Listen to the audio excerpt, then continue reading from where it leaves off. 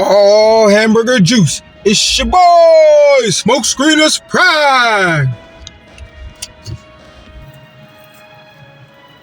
Alright fam, as you can see, the big bad toy store exclusive Mumm-Ra the Ever Living is here fam.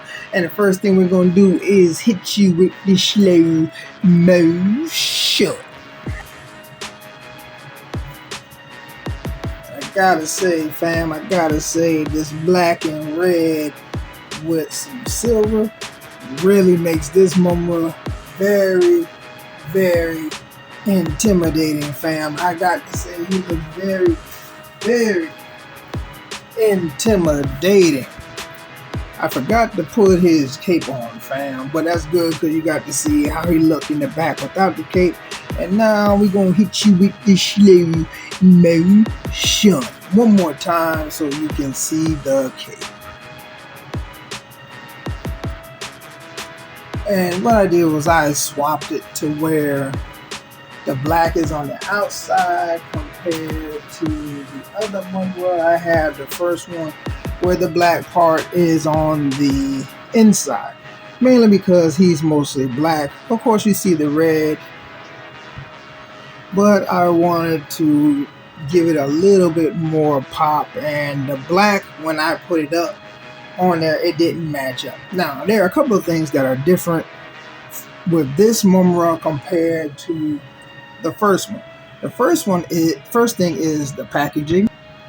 So it gives you the retro style packaging that looks like the how the lino that came from the deluxe lino, how that looks in the store. Sorry, I got tongue tied. And then it gives you the back, and the back is where it looks different and a whole lot more menacing. This thing, man, looks it looks very, very intimidating, like Lionel and the Thundercats don't have a shot, fam. That's one thing that's different.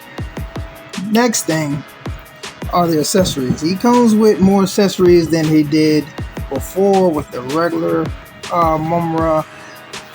You see, they give him the two weapons that the original LJNs came with, except they're in black and red. Gives you a little snake at the top, which this was supposed to be a representation of this. The other thing is this has a plug in it. I don't know how well that's coming out. Let's see. This has a plug in it, fam. So now you can put the Sword of Plunder together. Let's see. You can put it together, which I think is cool. I will show you when I bring the other one out that it does not do that. It's one piece. I think that's pretty cool. You look at the head sculpt. The head sculpt on this guy is definitely different. Definitely different as far as the design work because of the black and the gray and the red. That's the only thing that's different, but the work that they put in, the yellow in the eyes, I see one of mine is off, like he's looking to looking to the right, but still the fact this thing is done nicely. It is the same exact figure.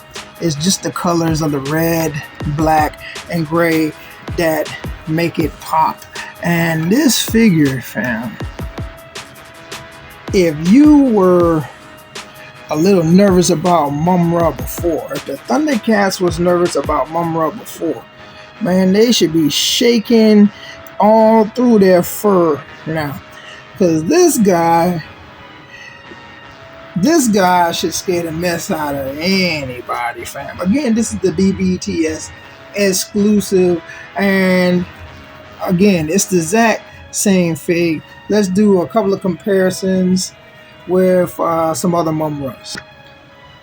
Here it is next to Mumm-Ra before he transforms, and that would be a cool type of power up or a different form of Mumm-Ra from being the bluish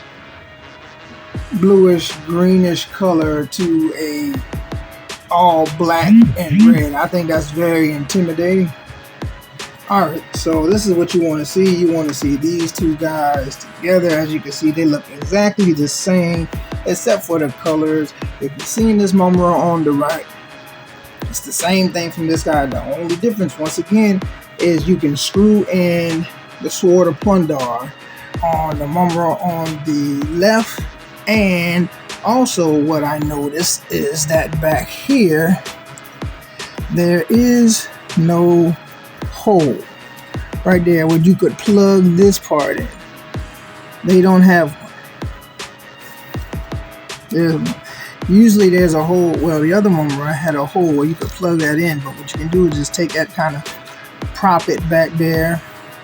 Also, the hands are pretty loose on the left, a lot looser than this one, more likely because they've used this mold so much. And this is one of the first Mumm-Ras that came out when it was made. And as you can see on this Mumm-Ra,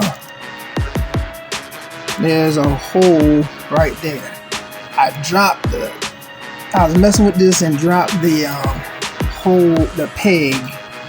plug, I should say, not the peg, the plug, somewhere trying to find it.